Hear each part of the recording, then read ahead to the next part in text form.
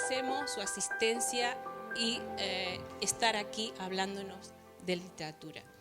Queremos también hacer un especial agradecimiento a la Fundación Caja Canaria por su colaboración y apoyo. Por ello, estamos hoy en esta sala, en este espacio, una vez más, en un punto de encuentro con la literatura y la creación literaria. Muchas gracias también, queridos y queridas amigas, personas interesadas y comprometidas por acompañarnos en esta cita, en esta tarde dedicada a los grandes nombres de la literatura en español. Sin más, damos paso a este diálogo que sin duda va a ser una experiencia muy, muy enriquecedora. Muchas gracias.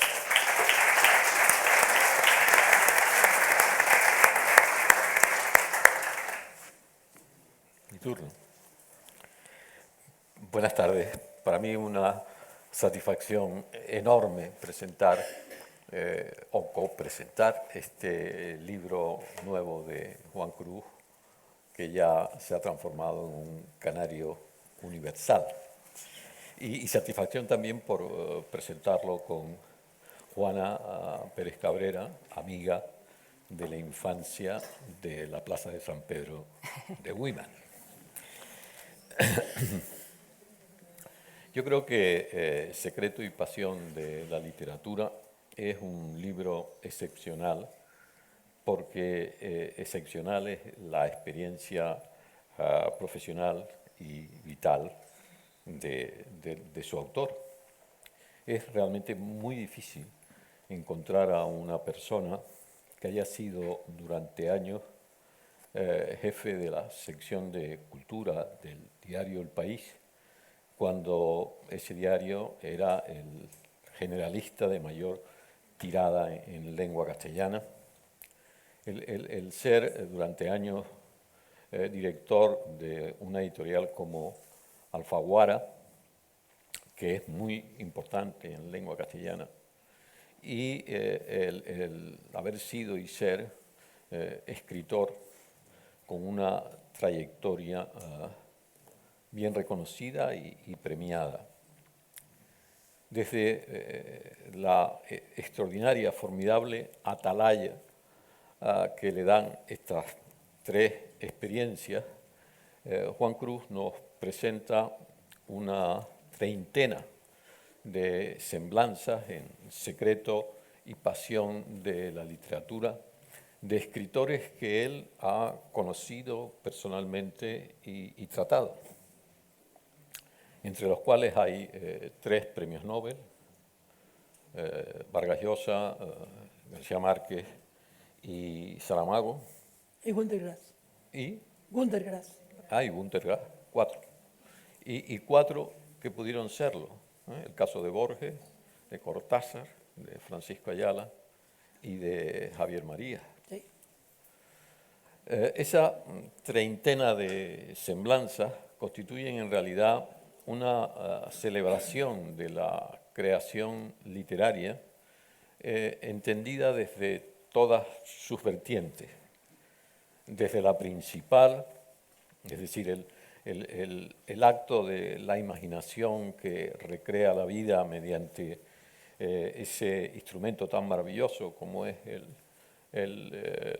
como son las imágenes literarias.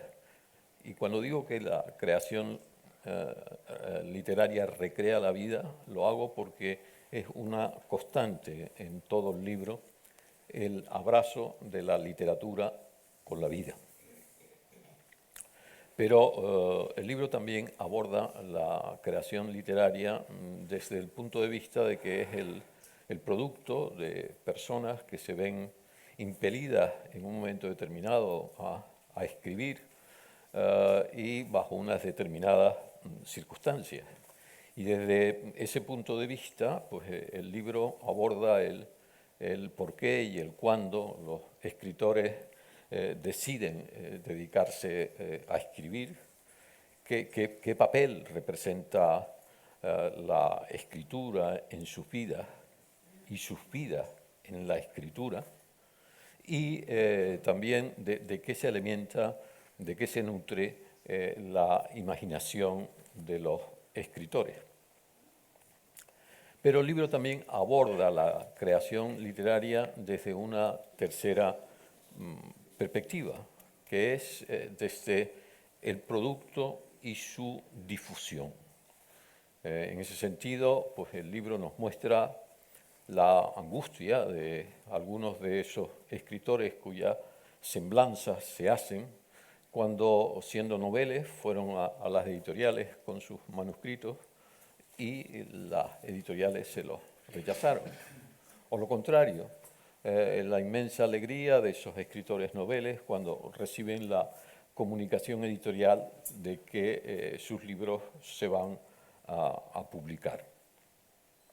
Y también en esta tercera vertiente, el libro nos ofrece la gestión del éxito de los escritores por parte de las editoriales y los enfrentamientos entre editoriales por incorporar o conservar escritores reconocidos en sus catálogos.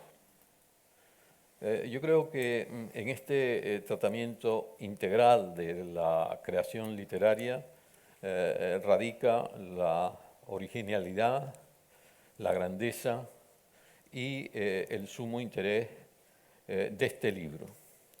Y esto ha sido posible gracias a que Juan Cruz tiene esa experiencia profesional y vital.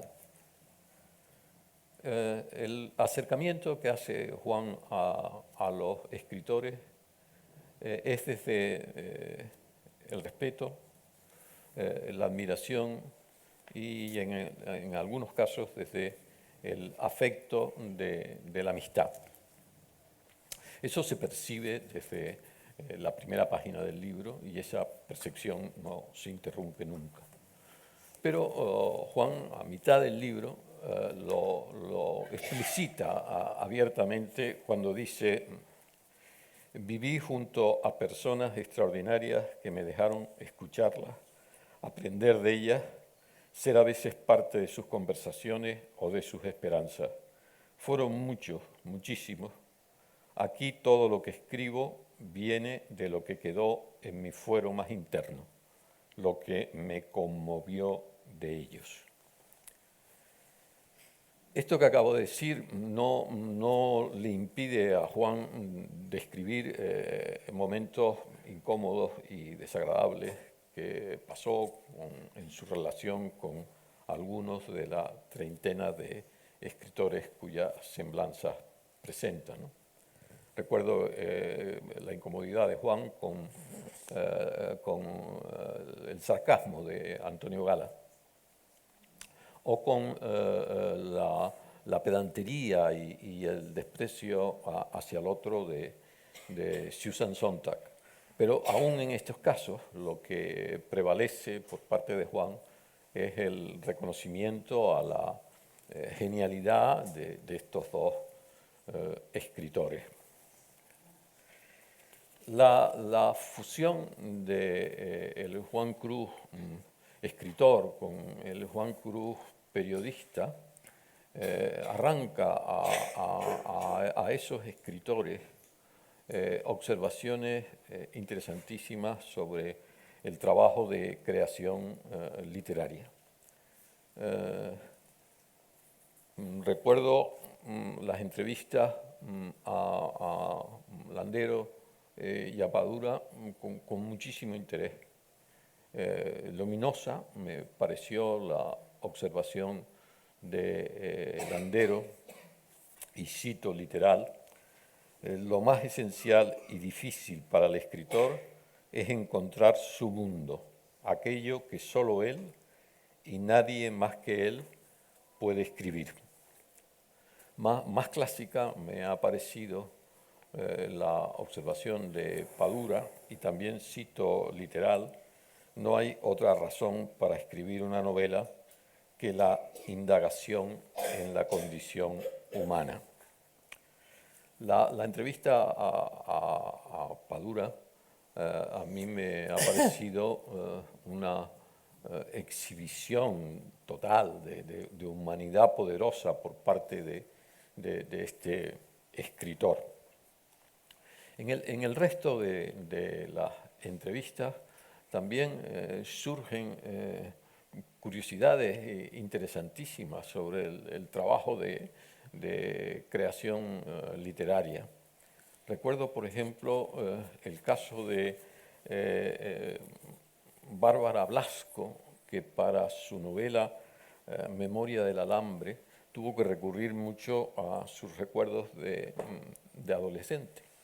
Y para ayudarse en el ejercicio de este recuerdo, se dedicaba a oír canciones que le gustaban cuando adolescente, porque le suscitaban sentimientos y recuerdos que de otra manera se habrían quedado en los intersticios oscuros de su memoria.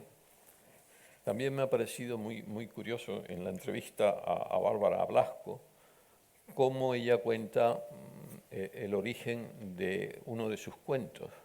Dice Bárbara Blasco que un día iba por la calle y se le acercó una anciana y le dijo que por qué no le ayudaba a cruzar la calle. Ella lo hizo y como el portal donde vivía la anciana estaba justo al otro lado de la calle, la anciana invitó a Bárbara Blasco a pasar y tomarse unas pastas. Bárbara Blasco se quedó muy sorprendida y le dio un pretexto para no entrar. Entonces la anciana le dijo, bueno, pues otro día será, sabiendo tanto la anciana como Bárbara Blasco que ese otro día no ocurriría nunca. Bárbara Blasco se quedó remordida porque pensaba que había sido un desaire suyo el no aceptar la invitación de la anciana, y su reacción fue escribir un cuento en el que un personaje de ficción pasaba por el mismo trance, pero en vez de negarse a la invitación de la anciana, lo que hizo fue aceptarla. Y Bárbara Blasco reconoce que cuando terminó de escribir el cuento, se quitó un peso de encima porque desapareció el remordimiento que tenía por no haber aceptado la invitación de la viejecita. También me ha parecido muy interesante la explicación que da Almudena Grandes de cómo construía sus novelas. Antes de escribir la primera palabra de una novela, se pasaba meses escribiendo en un cuaderno las características de cada uno de los personajes por separado. Y así acumulaba sobre cada uno de los personajes una información muy superior a la que luego utilizaba en las novelas. Pero tenía necesidad de hacerlo porque de esta forma empatizaba con los personajes, se los acababa creyendo. Terminado esta fase de la preparación de la novela, iniciaba otra, antes siempre de escribir la primera palabra, que consistía en hacer una especie de cronograma de todo lo que iba a contar, a ver si encajaba unas cosas con otras en el tiempo, y un resumen de cada uno de los capítulos. Y solo entonces es cuando empezaba a escribir la primera palabra. Pero la aventura de escribir le hacía aflorar pues, características no previstas de los personajes. Pero gracias a ese trabajo previo alcanzaba unidad y coherencia la novela. En Secreto y Pasión de la literatura también aparecen los egos, la preocupación de los escritores por la fama. Quizá lo ilustre bien una anécdota que es un poco cruda, que cuenta Juan de Cortázar. Estando en Nicaragua, Cortázar, y en presencia de Gabriel García Márquez, Cortázar le preguntó a Paco Uriz, que vivía en Estocolmo, pero en ese momento estaba en Nicaragua, ¿qué hay del Nobel de Gabo y del mío? Y Paco Uriz le dijo, pues ahora que ha muerto Alejo Carpentier, mejor, pero con el Nobel nunca se sabe. La Secreto y Pasión de la Literatura es también un homenaje a la editorial Tusquets, y en especial a las dos personas que la dirigieron durante años, a Beatriz de Moura y a su marido Tony López, ya fallecido. Me ha sorprendido mucho la concepción que tenía Beatriz de Moura de su papel de editora, porque no se circunscribía a seleccionar autores y libros y a supervisar pues, la impresión, sino que participaba en el trabajo de creación misma. Beatriz de Moura se leía los manuscritos y luego hablaba con los escritores y le decía, esta novela es buena, pero podría ser buenísima si trabajas más las partes que te he subrayado. En la solapa del libro, en la solapa trasera, se incluyen tres fragmentos de tres reseñas del libro aparecidos en la prensa. En una de ellas, de un periódico madrileño, se dice que el libro hay momentos en que emociona. A mí me ha emocionado el libro en varios momentos. Son los momentos en los que el Juan Cruz escritor tuerce el brazo al Juan Cruz periodista y emerge esa sensibilidad y esa ternura con la que Juan en su prosa describe los afectos y las situaciones que nos depara la vida, ¿no? Por ejemplo, en su descripción de sus últimos contactos con Rafael Azcona, Juan escribe, un día lo llamé en medio de su última enfermedad, de la que murió. No debía haberle llamado, se me escapó el dedo en el celular. Él contestó al teléfono, su voz rota. Nada que decir, ya sabes.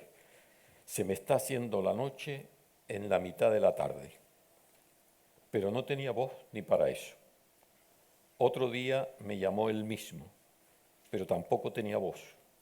Solo me llamaba por escuchar lo que se dijera al otro lado. También particularmente emotivas me parecieron las descripciones que hace Juan a la viuda de José Caballero Bonal, a Pepa y a su hijo Miguel. Escribe Juan, siempre me dio la impresión de que Pepe estaba allí, mientras hablábamos, mientras bebíamos, cuando Pepa y Miguel me dijeron adiós en la puerta de siempre. También estaba Pepe diciendo adiós a todo lo que hubiera que despedir para seguir estando cerca. O cuando Juan asocia el exilio de Sergio Ramírez en España, pues, se ha visto obligado a abandonar Nicaragua por la satrapía de Ortega, y Juan asocia ese exilio con el exilio de los españoles perdedores de la guerra civil en México, en Argentina, en Venezuela, etc. Y afirma, ¿cómo eran aquellos que desde España se fueron a América. ¿Cómo son desde hace rato estos americanos que ahora viven con nosotros? ¿Cómo es eso de quedarte lejos de la tierra? ¿Qué haces con los sueños, con los libros, con las puertas de la casa, con las estanterías, con el sol o con el café, con la vida? Y unas líneas más abajo, contando una visita de Sergio Ramírez a Tenerife, escribió Juan esto: fuimos por toda la isla. Él llegó al patio, habló con mis hermanas que aún vivían. Tuve la sensación de que si yo me hubiera ido en ese momento, mis hermanas habrían seguido allí ante un hermano. Juan, termino agradeciéndote este libro porque yo creo que humaniza la creación literaria y nos convoca a todas y a todos a amarla. Muchas gracias. Muchas gracias. Muchas gracias.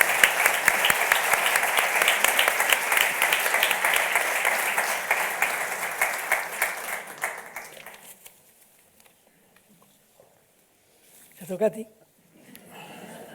¿Sí? Sí. ¿Tú nos vas a hablar algo, algún comentario? No, bueno, estoy muy emocionado. Podrías hacer un paréntesis. Es muy emocionante todo lo que ha dicho Claro. José Carlos. Yo tomo notas porque soy periodista. Entonces, voy tomando notas y tomo nota y tomo nota.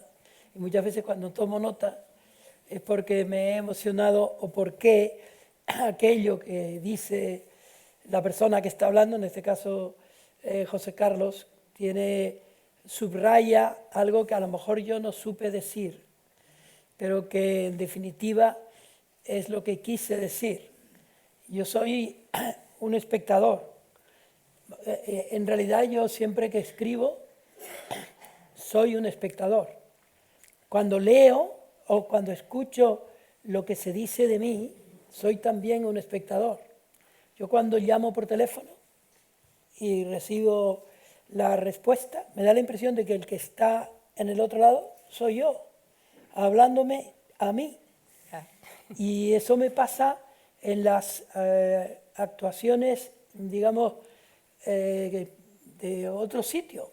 Aquí mismo, yo para poder sentir que no soy yo aquel del que hablan, yo tomo nota, porque así me da la impresión de que eso es una cosa que luego le tengo que mandar a Jorge Dávila para el periódico, ¿no? Y entonces yo soy un redactor enviado por un periódico a escuchar algo que se dice de una persona que tiene mi nombre, mis apellidos y también mis dolencias y mi vida. Pero de verdad es lo que a mí me salva también del ego o del mucho ego. Porque si yo creo que soy otro, soy el otro, no importa tanto. Ahora, aquí estás apuntado.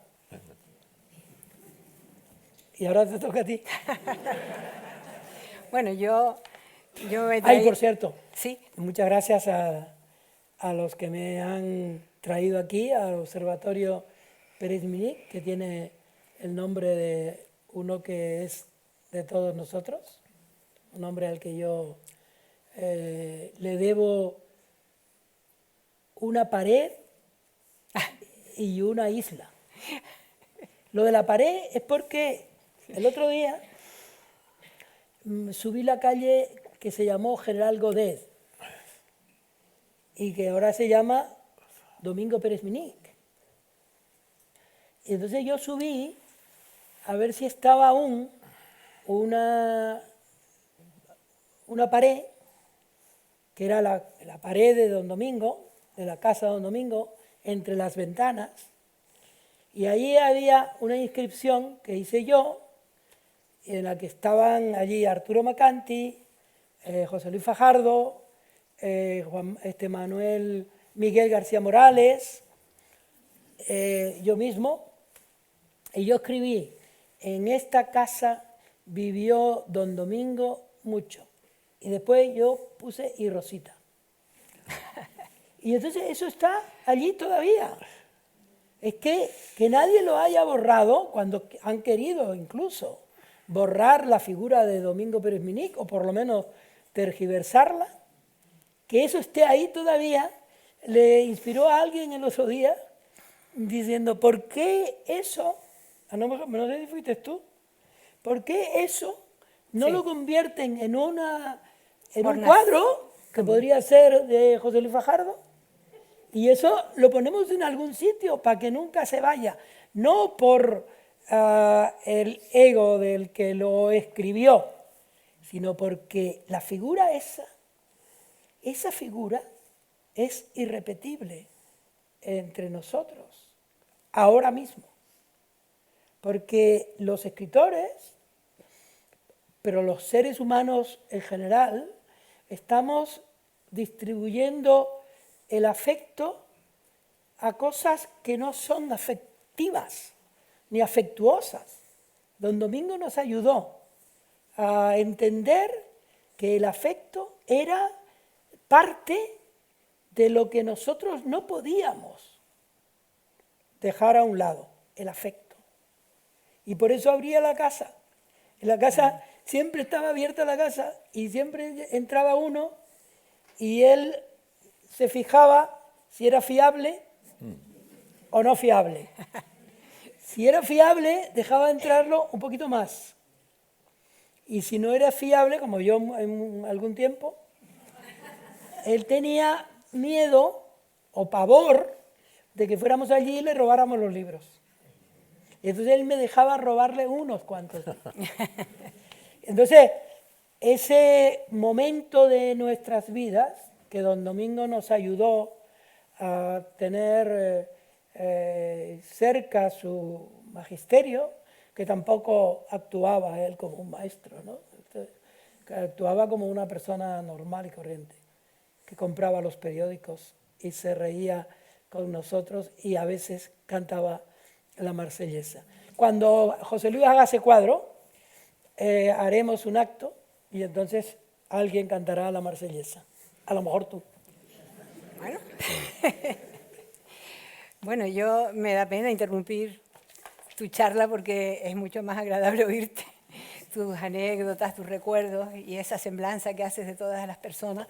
Pero ya que escribí estas hojitas, voy a leerlas porque, bueno, al fin y al cabo van a tratar de ti y sobre todo del libro, que me lo leí concienzudamente y voy a hablar de él. Nada, primero que nada, muchas gracias por haberme invitado y me encanta estar aquí porque, sobre todo, para aportar un testimonio más, para dar fe de esa pasión por la literatura que ya tenías cuando te conocí hace una friolera de años y también para congratularme de que aquella pasión se haya visto reflejada y acrecentada a lo largo de toda tu vida como periodista, editor y autor infatigable de muchísimas obras.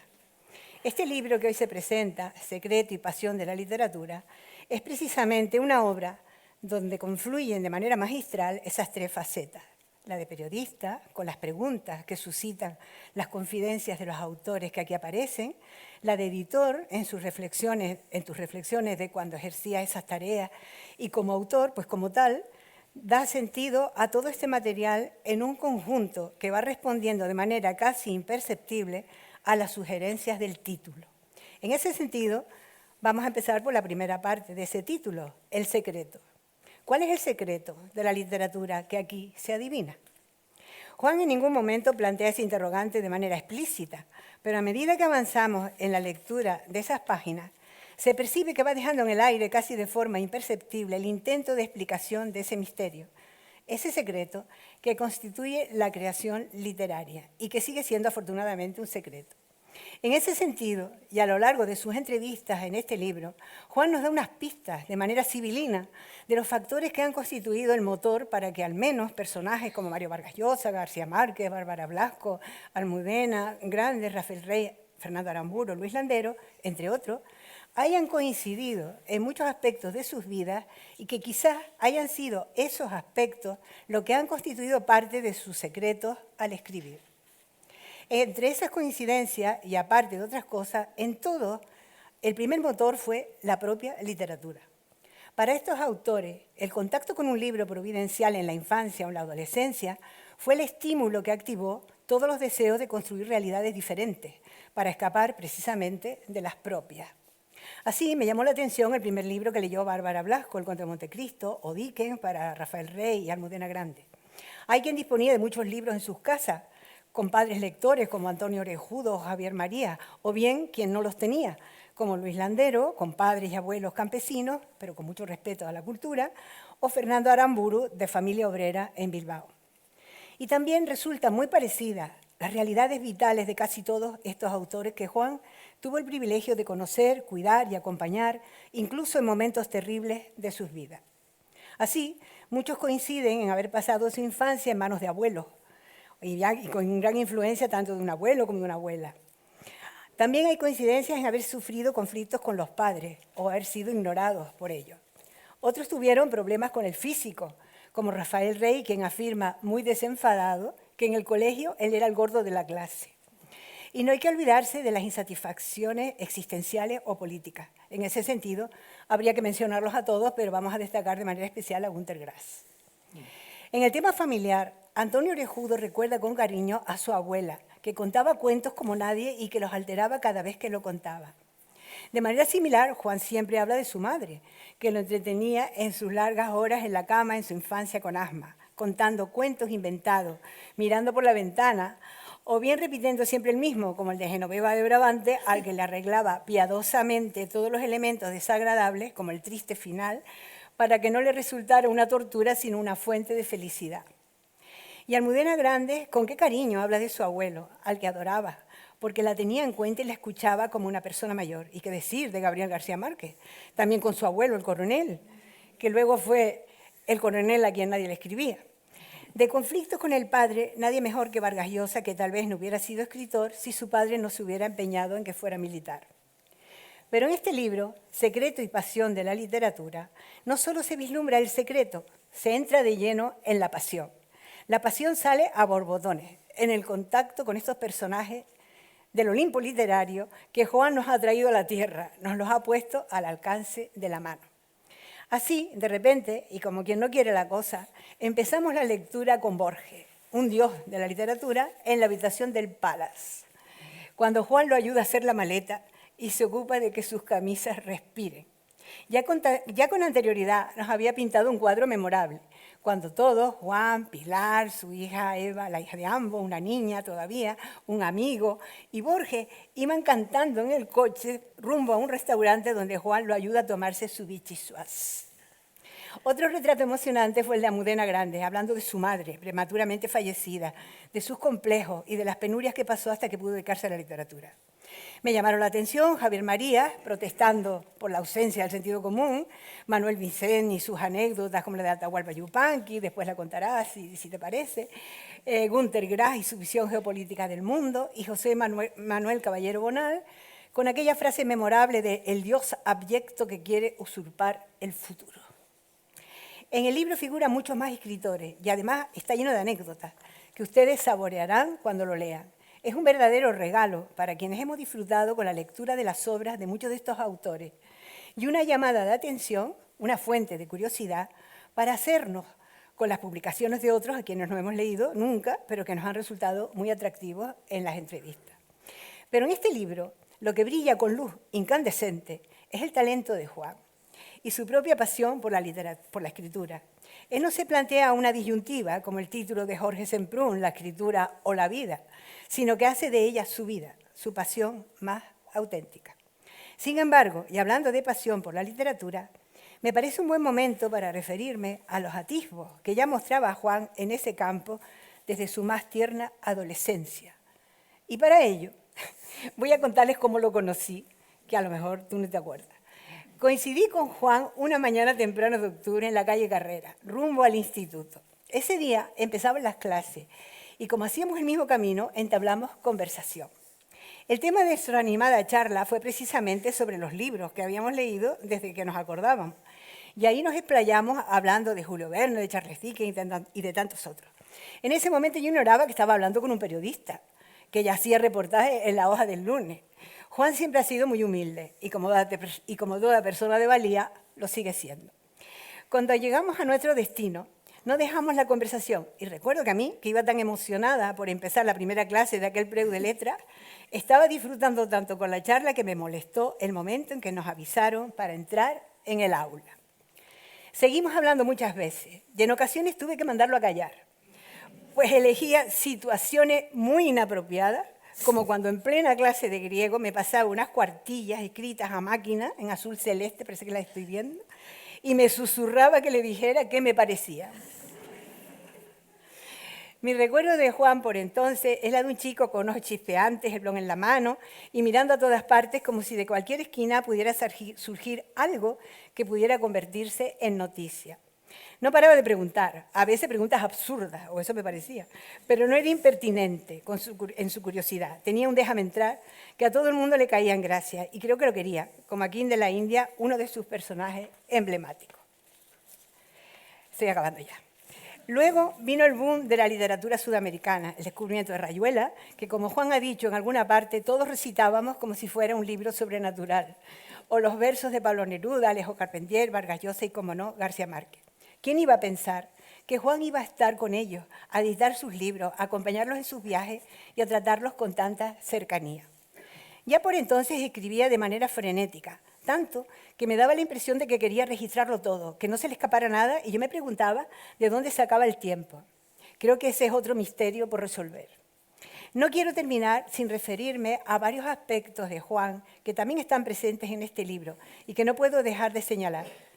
Su agradecimiento en forma de homenaje a todos los que han contribuido en su formación a todos los niveles, moral e intelectual.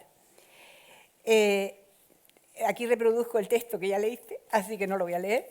Es de bien nacido ser agradecido y Juan tiene que haber nacido muy bien, pues rinde tributo siempre que puede, en primer lugar a su madre, doña Juana, a don Emilio Lledó, su maestro, y el de todos los que asistimos a sus clases, a don Domingo Pérez Minic, a los editores de quienes aprendió tanto, como Jaime Salinas, o sin duda Beatriz de Moura y su marido Tony López, y a otros periodistas, los que siempre celebra. Y por supuesto, a la revelación del libro, Gonzalo Suárez, que lo impulsó todavía más hacia esa pasión, el fútbol, que tanta felicidad le proporciona, sobre todo cuando gana su equipo, el Barça, por si ustedes todavía no se habían enterado. Mario Vargas Llosa decía de Juan Cruz: los libros de Juan Cruz son una alianza de género en los que el lirismo, el relato, la introspección y la nostalgia juntan poesía y prosa. Habría que añadir un elemento que también lo identifica, y es la memoria. En las páginas iniciales de este libro hay un poema del poeta Ángel González titulado A mano amada. En uno de sus versos se dice: el olvido o la vida. Juan conjura el olvido con la memoria. Los héroes griegos sabían que iban a morir, pero había algo que los consolaba, y era el saberse inmortales en la memoria de los demás. Su inmortalidad estaba en la fama proporcionada por los poetas, que a su vez también se hacían inmortales cantando las hazañas de los héroes. La memoria es la vida y escribir es volver a vivir. Juan revive constantemente y hace vivir a quienes han desaparecido. Por eso creo que en su lucha contra el olvido escribe. Ese es uno de sus secretos y, por supuesto, su pasión. Muchas gracias. Gracias.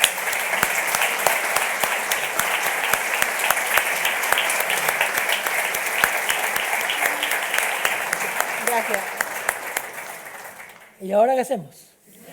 ¿Y ahora hablar? A tu turno. Bueno, hay en todo lo que han dicho mis amigos un afecto, ¿no? Un afecto.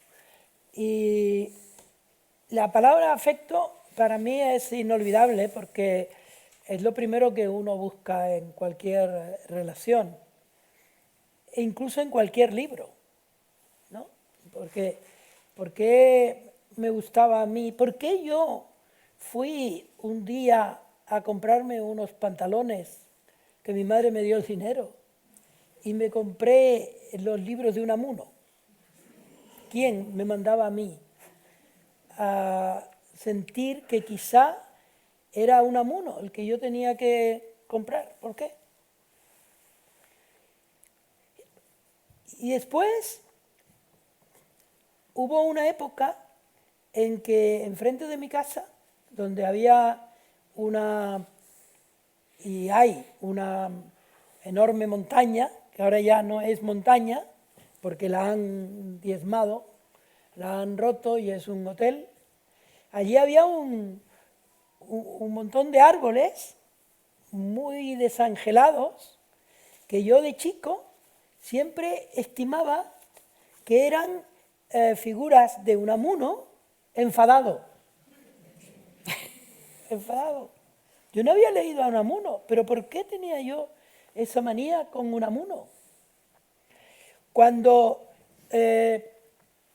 tuve en casa ya papel y bolígrafo, lápiz, lo que fuera, se me ocurrió que en la pared de mi casa yo podía, por así decirlo, esto ahora lo estoy inventando un poco, pero como si yo tuviera la posibilidad de escribir un libro, igual que hice con lo de Don Domingo en la calle, escribir un libro en la puerta de mi casa. Y como yo no escribía libros, pero leía a Rudyard Kipling, Claro. yo me ponía en la pared de mi casa a escribir If de Rudyard Kipling.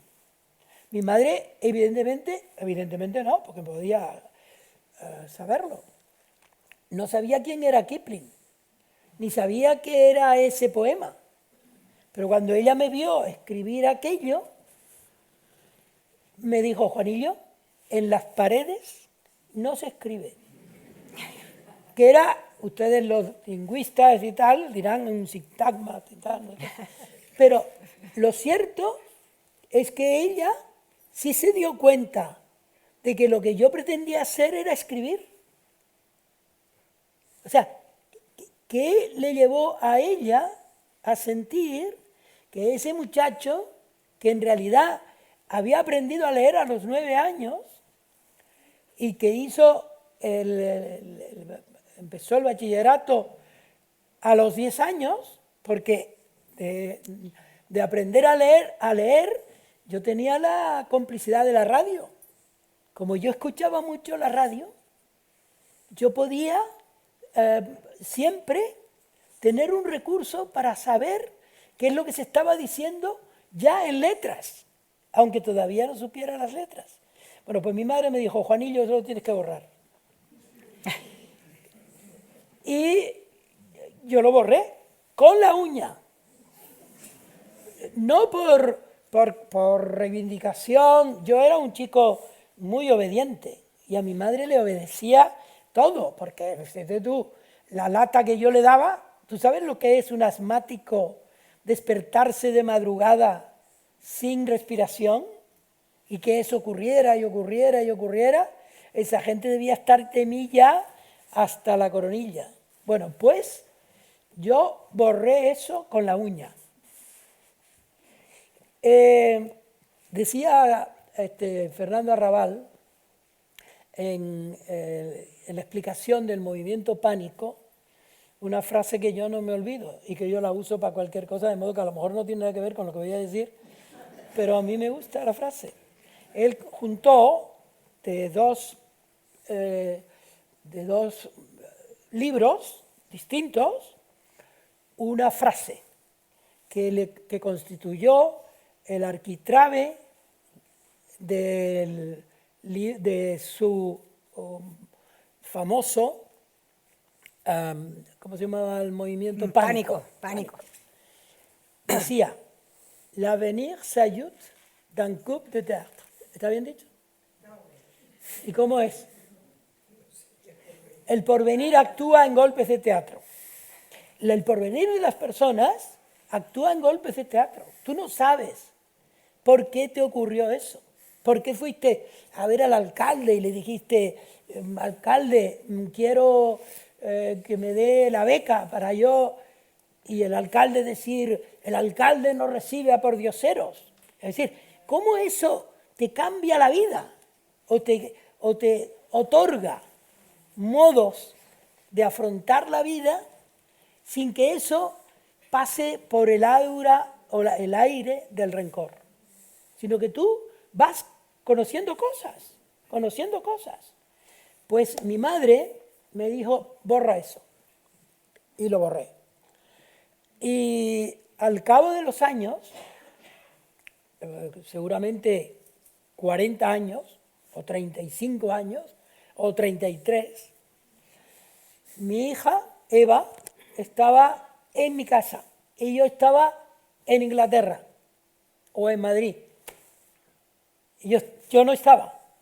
Y entonces ella llamó por teléfono, que en mi casa es muy de llamarse por teléfono.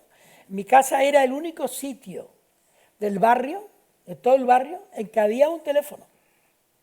Y nosotros éramos los que le decíamos a Frasquita, Frasquita, ¿puede hablar? No, Frasquita, está ocupado. Y Frasquita, ¿venía o no venía? Bueno, y entonces mi hija dice, papá, he encontrado las huellas de lo que tú escribiste en la pared de la casa de Rudyard Kipling. Yo me supe ese verso de memoria. Me lo supe, algunos aquí seguramente se lo saben de memoria. Yo me lo aprendí de memoria. Entonces, todas esas cosas juntas, todas esas literaturas, ¿no?, fueron haciéndome a mí la persona que me fui haciendo yo. Y al mismo tiempo que era periodista, o que me estaba haciendo periodista, yo me estaba haciendo un escritor. Y por eso escribía, pues, Crónica de la nada hecha pedazos, que es un libro hecho pedazos, realmente. Y que hoy me lo enseñó un amigo que me hizo una entrevista, me enseñó el libro y ahí me dijo, y tú tienes una frase aquí que tú, no sé qué, y yo no me acordaba. Y él me la enseñó. Hace unos días alguien me dijo, al respecto a este libro, me dijo, Juan, ¿y por qué no hablas de Kafka? Que siempre hay alguien que te busca las cosquillas, ¿no? O sea, ¿por qué no hablas de Kafka? Es verdad que no hablo de Kafka en este libro, pero yo era muy de Kafka. Y ese, no sé si está Javier por aquí. No vino. Bueno, pues Javier Hernández, que me hizo la entrevista, me recordó lo que yo pongo al principio de ese libro, que es, al fin y al cabo, un reflejo de lo que yo en ese tiempo, que estaba yendo hacia las consecuencias no de la madurez, yo no he sido maduro nunca, pero de lo que vas aprendiendo. Yo había anotado ahí lo que Kafka decía, que el porvenir actúa como una daga, te destroza o te mejora, ¿no? Y quizá ese libro yo lo escribía en la universidad. Yo me sentaba en los escalones de la universidad y ahí escribía. Y yo escribía siempre. Yo no era un escritor, pero yo escribía siempre. ¿Por qué? Porque yo le quería decir a alguien eso. Las cosas que yo escribía siempre han sido hechas para que las leyera alguien que yo no conocía. Y ese alguien seguramente era mi madre, que yo sí conocía. Pero hay alguien siempre en las madres que tú no conoces. Sí. Y que luego vas conociendo a lo largo del tiempo y van viniendo. Y tú terminas siendo parte de tu madre. De hecho, yo estoy escribiendo ahora un libro, que no será el último que escriba, espero, pero que es mi madre hablando. Yo como Tony Perkins, ¿no? Sí, cosí. Sí, yo agarro, bueno, José Luis Fajardo ha leído parte de ese libro y Pilar, para corregirme unas cosas, también lo miró hace poco. Ese libro me lo pidió la editorial, Alfaguara. Oye, Juan, ya que tú hablas tanto de tu madre, ¿por qué no escribes un libro en el que sea ella la que cuenta, ella la que cuenta. Y entonces cuando me pongo y viene ella en mi auxilio. No te asustes. No, No te asustes.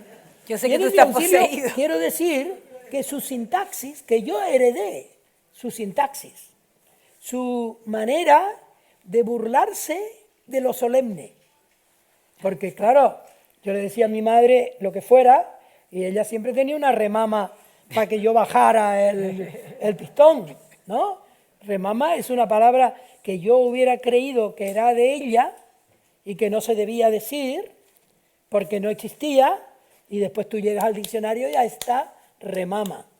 Y yo me acuerdo siempre que yo le decía, madre, la primera frase del libro que Dios mediante ustedes tendrán en sus manos, si lo termino bien.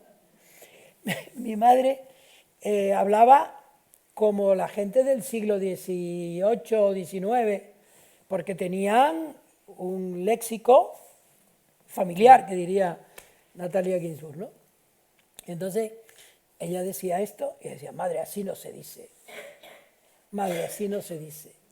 Madre, así no se dice. Hasta que un día me dijo, mira, Juanillo, yo sé decir hilo e hilacha y mierda para quien me tacha.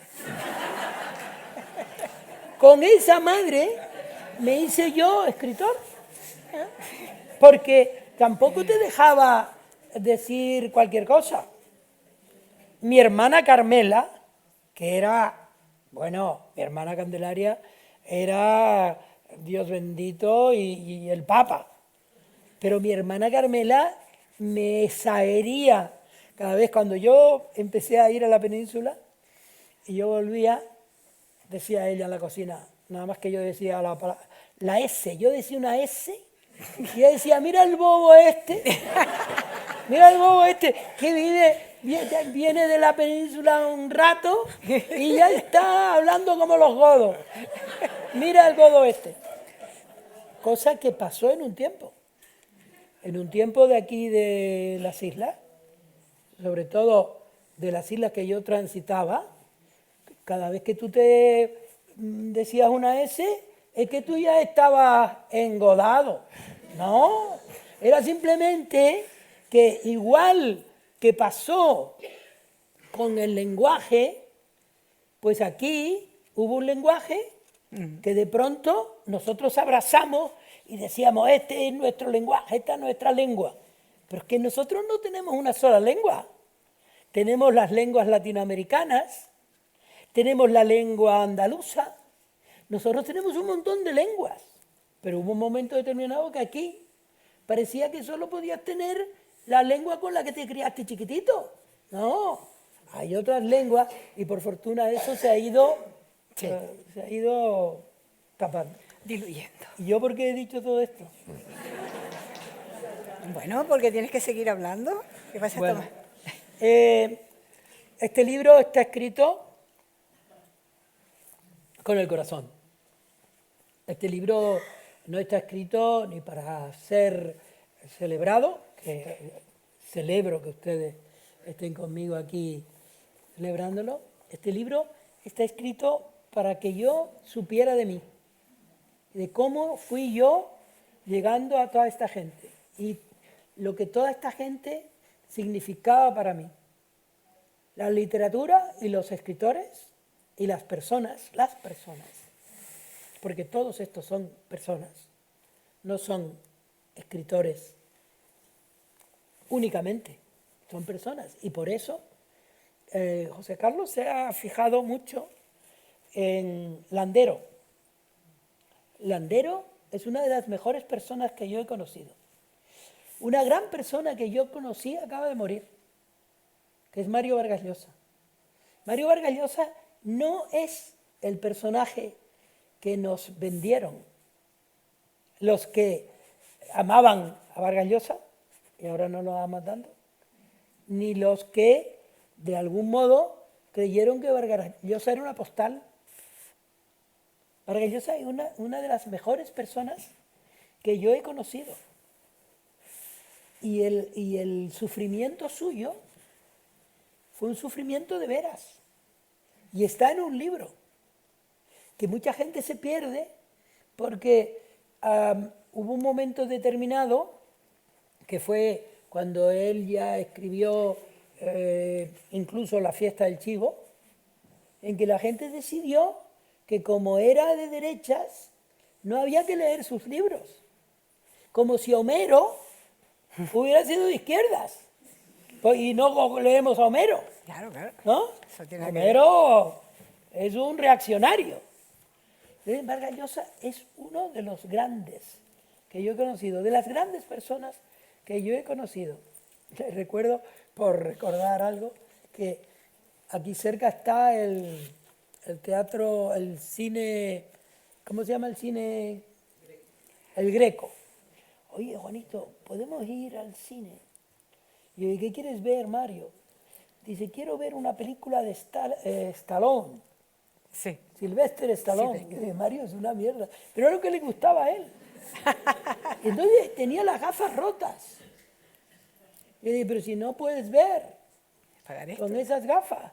Y no hay era como un muchacho. Él era como un muchacho. No era un tipo que llegaba, por ejemplo, al sitio donde se tenía que cambiar las gafas y él lo pedía como si estuviera pidiendo una medicina y con una reverencia que no es propia del que llega y dice, yo soy Vargas Llosa, me da por favor unas medicinas.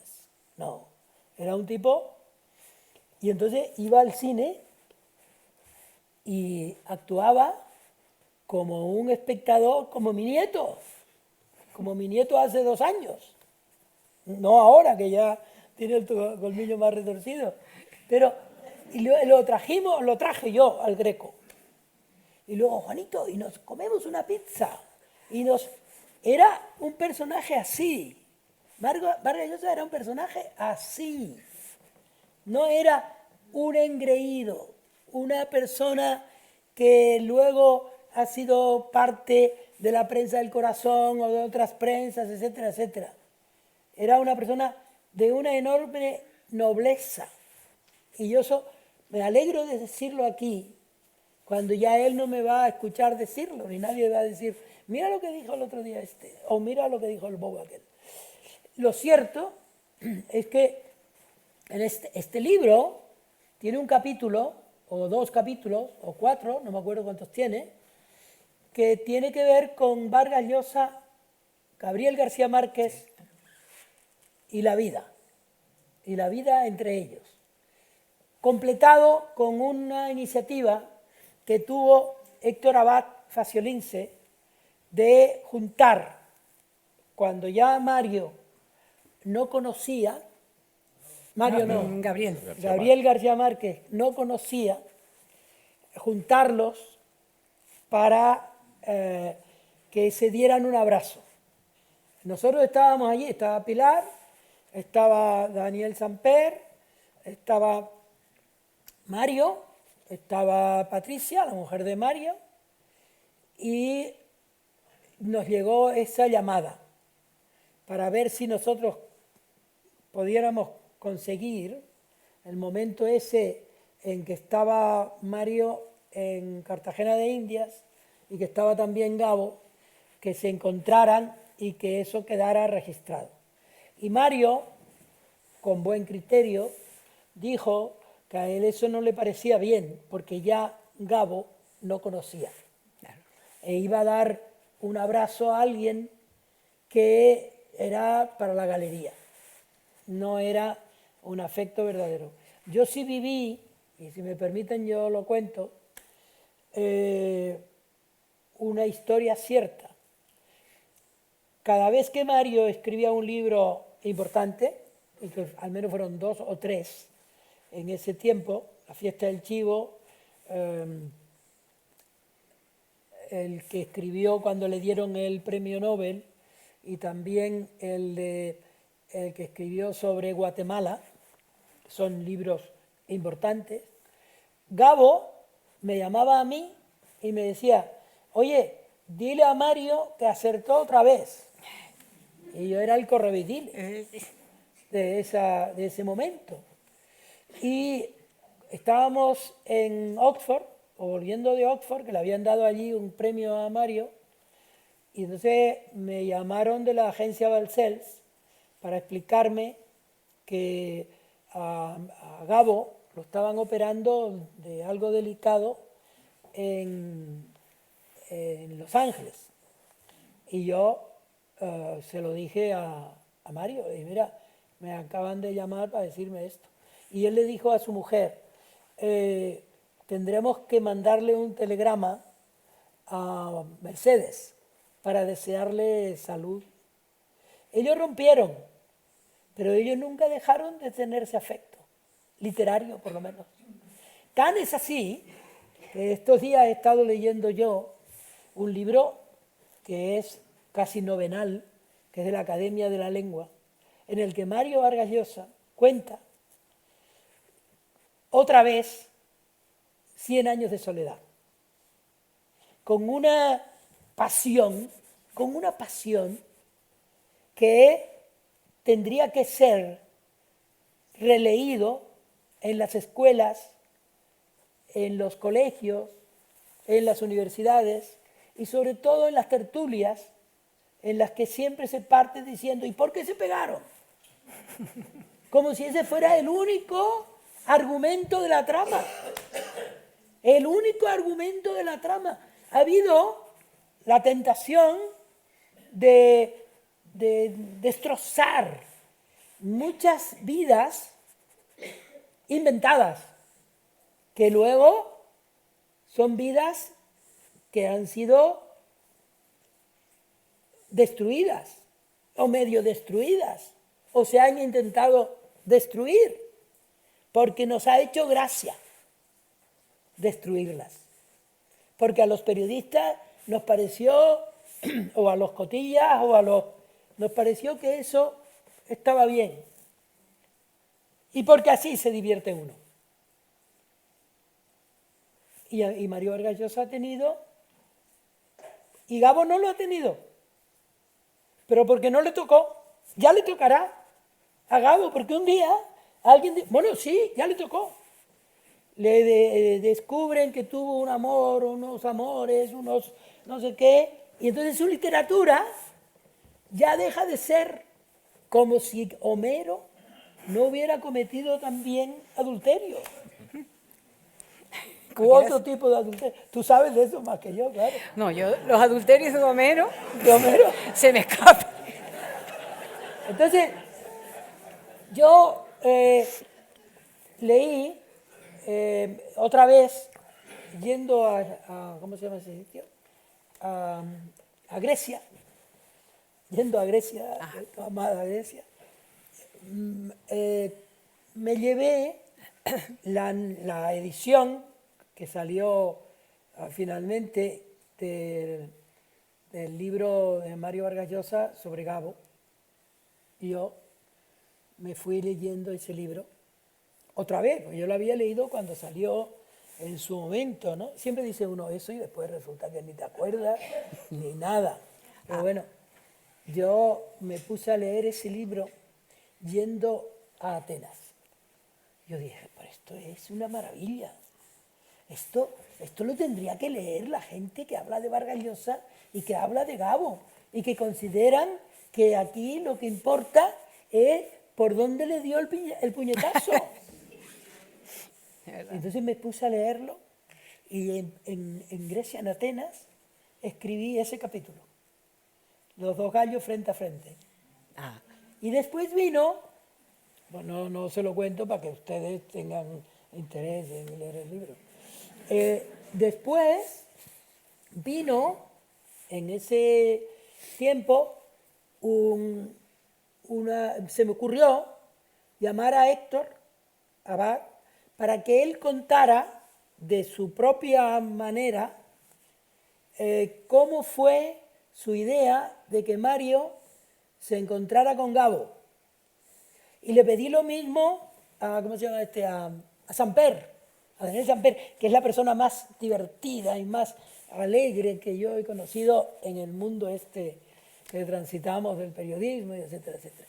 Y ese capítulo yo lo escribí con la idea de ser fiel a lo que para mí fue lo mejor de la literatura que me hizo escribir en el diario El Día a lo largo de meses, bromas que el periódico me dejaba escribir, en las que yo imitaba a Vargas Llosa, a Carlos Fuentes, a todos estos. De modo que yo, desde criatura, yo estaba escribiendo, en cierto modo, este libro.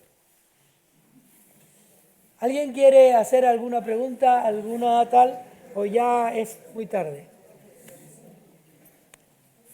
¿O ustedes mismos? Sí, yo tenía varias. A ver.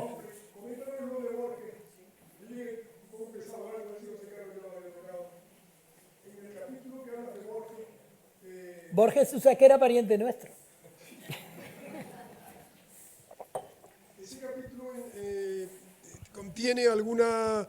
Yo recuerdo cuando leí el manuscrito que tú tenías preparado para este libro, a mí me llamó la atención de esa impresión, semblanza que tú haces de Borges, que parece que el hombre, que era prácticamente invidente cuando ya tú estabas con él, ¿no?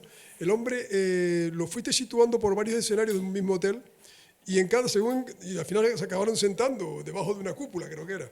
Y el hombre sobre cada cosa tenía unas reflexiones que también parece un hombre mágico en persona. Tú lo tuviste con él varias veces, no solo la que cuentas ahí. Pero me da la impresión de que es un hombre que también, igual que cuentas lo de Vargas Llosa, que no es lo que todo el mundo piensa que era, en este caso sí estamos hablando de alguien que posiblemente era un hombre mágico en su comportamiento cotidiano. Mira, me alegro que me hagas esa pregunta. Borges era un personaje extraordinario, de una enorme glamour, pero no presumía de nada.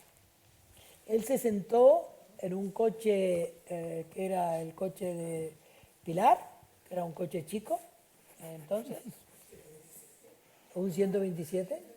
Bueno, para mí todos los coches son chicos. Y se sentó, él iba de delante o detrás, delante. Él iba delante, que ya es a riesgo. Un ciego ahí delante, cuando todavía no había cinturón de seguridad ni nada. Y él estaba ahí delante cantando en islandés. Y estaba encantado de que Pilar tuviera un padre que se apellidaba Borges. Fíjate, claro. Y mi madre se apellidaba Calzadilla, Juana Ruiz Calzadilla. Y Calzadilla era también un nombre que tenía que ver con su familia. Y él iba contento detrás, iba Fernando Delgado, nuestro querido Fernando, y Eva, que Eva tendría 5 años, o 6, ¿no? Y él iba cantando.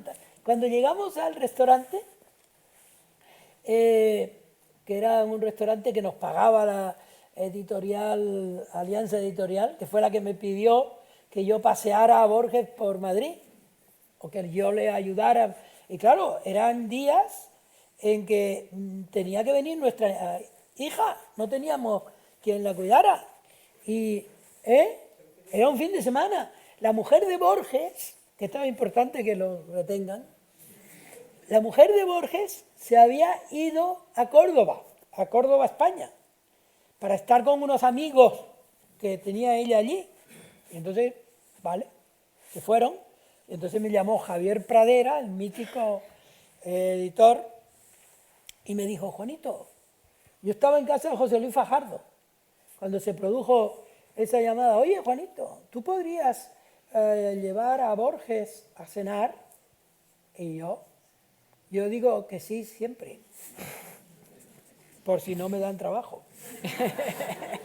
Y entonces fuimos a ese restaurante, y ese restaurante era un restaurante rico de Madrid, al donde fui otra vez, pero también pagado por otro, con Leonardo Sciascia, que era un personaje, mira, no está en este libro, pero Leonardo Sciascia era una persona extraordinaria.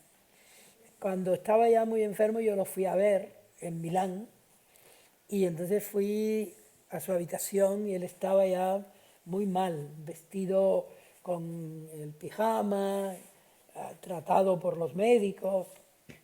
Y yo le dije, bueno, mañana no, pasado mañana me voy. Vine a saludarte y a darte un abrazo y tal. Dice, ¿y dónde estarás mañana? En italiano, ¿eh? Y yo dije, pues mañana, bueno, por aquí, por Milán. Dice, a la hora de comer nos vemos. Y a la hora de comer vino al hotel donde él se hospedaba, salió del hospital y vino al hotel vestido como si fuera él era, ¿cómo se llama ese país? Sicilia. Ah, siciliano. Él venía como un siciliano vestido de punta en blanco, murió algunas semanas después, pero era un tipo de una elegancia. Bueno, pues llegamos a la comida y entonces llegan las comandas, ¿no? Y usted que quiere comer, y el otro que quiere comer, y el otro que quiere comer. Y Borges se encaprichó con lo que no podía comer solo. A ver, ¿con qué? Vichyssoise, muy bien. ¿Quién lo dijo? Vichyssoise. Y entonces yo tuve que darle la vichyssoise en la boca a Borges. Eso marca carácter, ¿no? Entonces, pero él nunca, en ningún momento de la noche, y al día siguiente hubo otros momentos, en ningún momento de la noche mostró que estuviera preocupado por esto, por lo otro. Borges era la persona más natural del mundo, pero tan natural como Pérez Minic.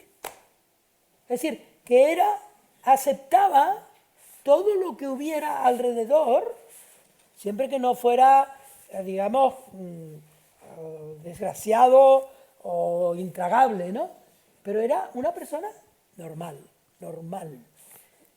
con la alegría que tenía de contar cosas. Estaba contando cosas, todo el rato contando cosas. Al día siguiente fui yo a ayudarle a hacer la maleta. Y entonces me pidió dos cosas. Una, que no le no cerrara mucho la maleta, porque él quería que respiraran las camisas.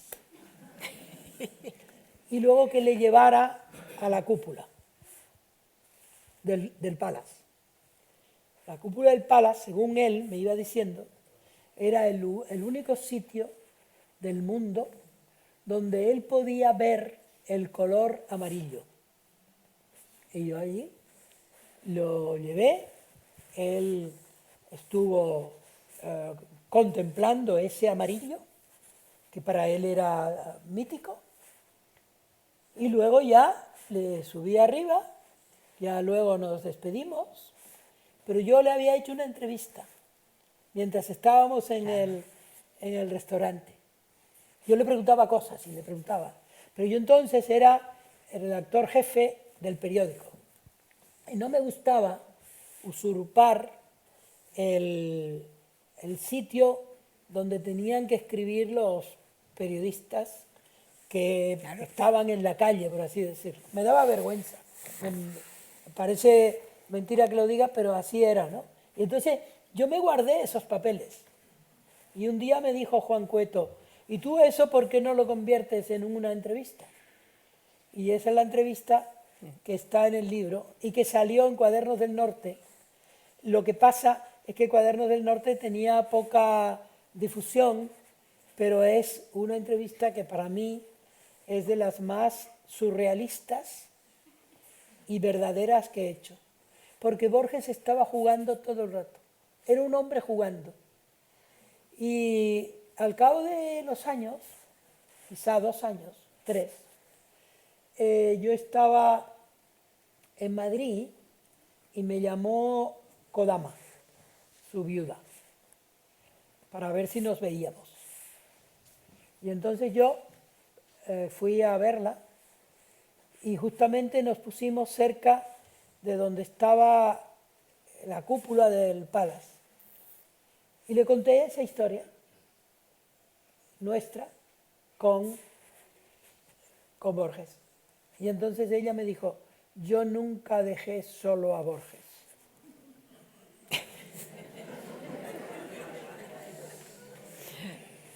Y yo le dije, bueno, pues entonces yo me equivoqué.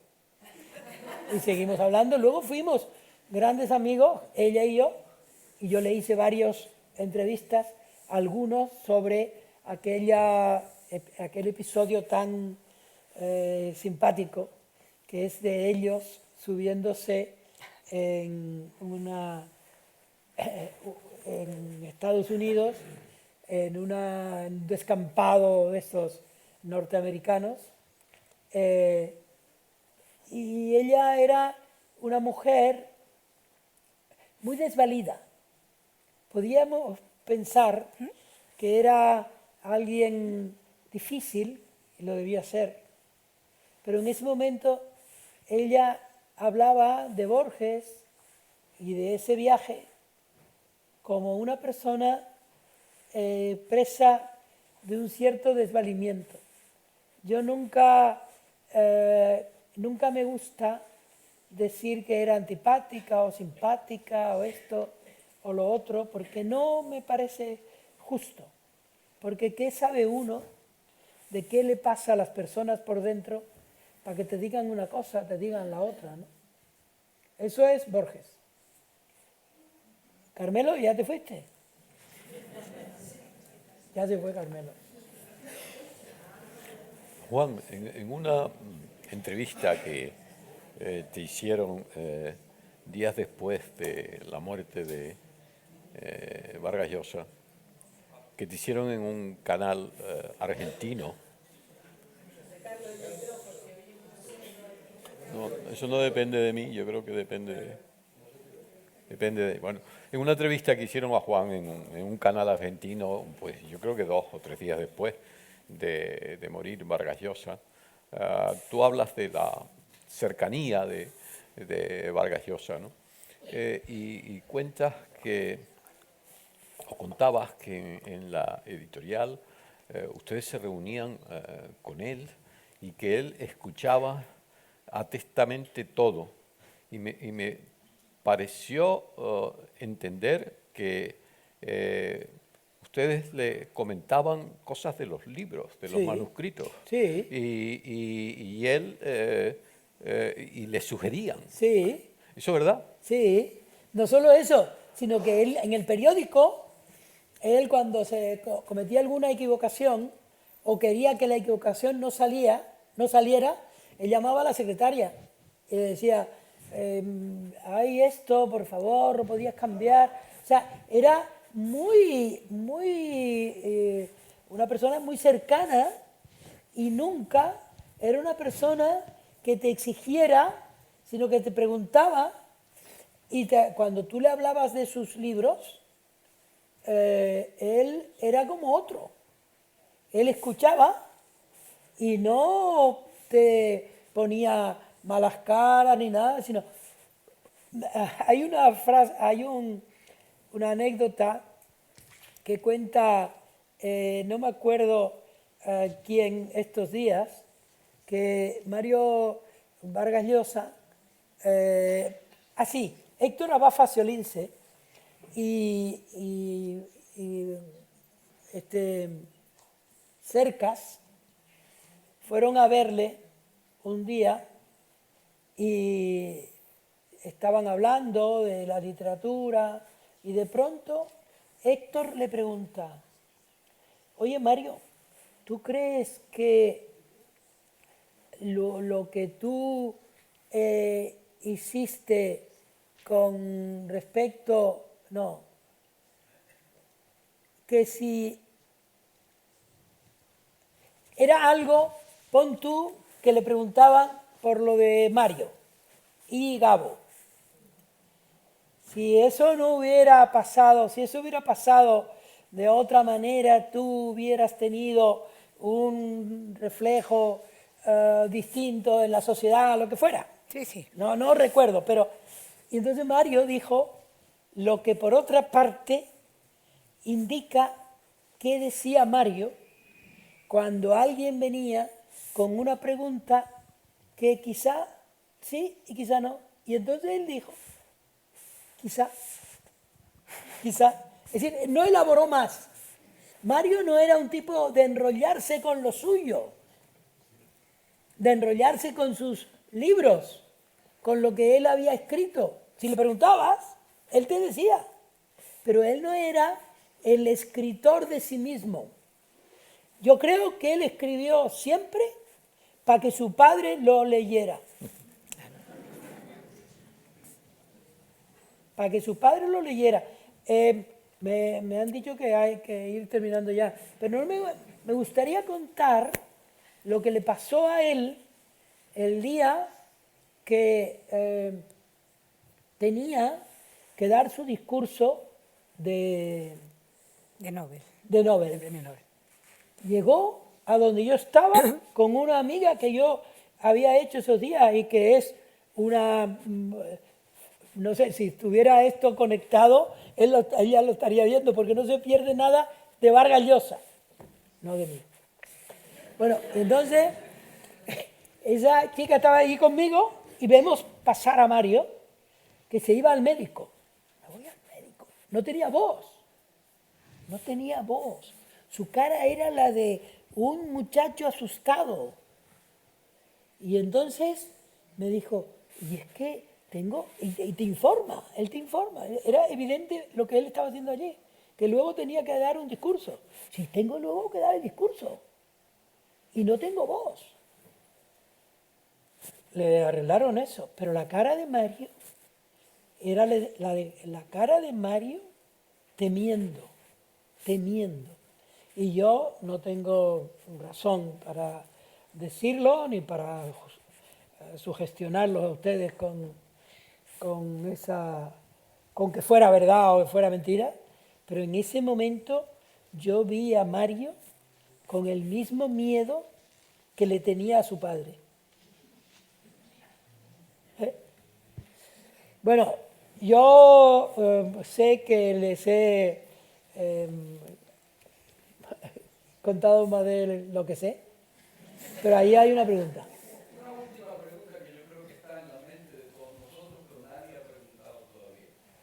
Obviamente un individuo de una suerte impresionante, una experiencia de vida que quisiéramos tener todos.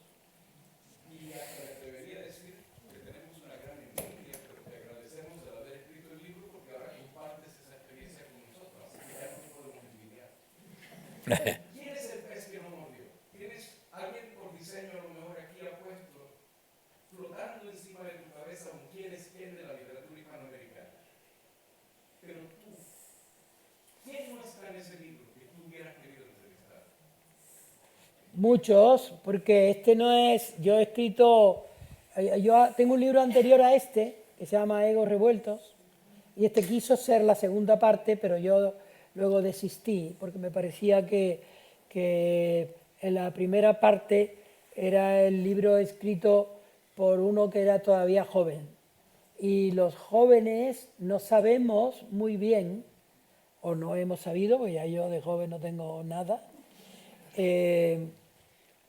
los jóvenes tenemos la tentación a creernos inmortales, con lo cual creemos que podemos decir cualquier cosa de los que ya no son inmortales, de los que ya no están, o de los que son mayores.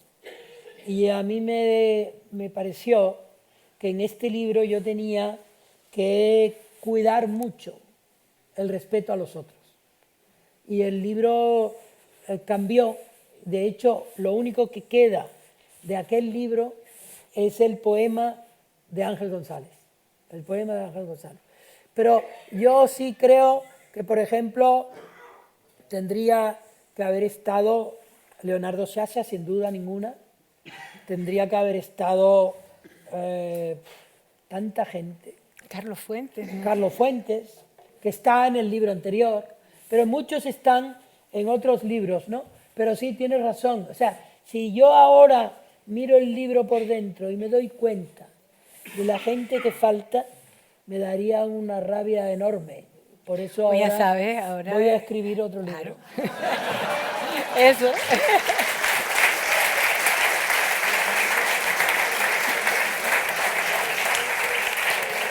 Gracias.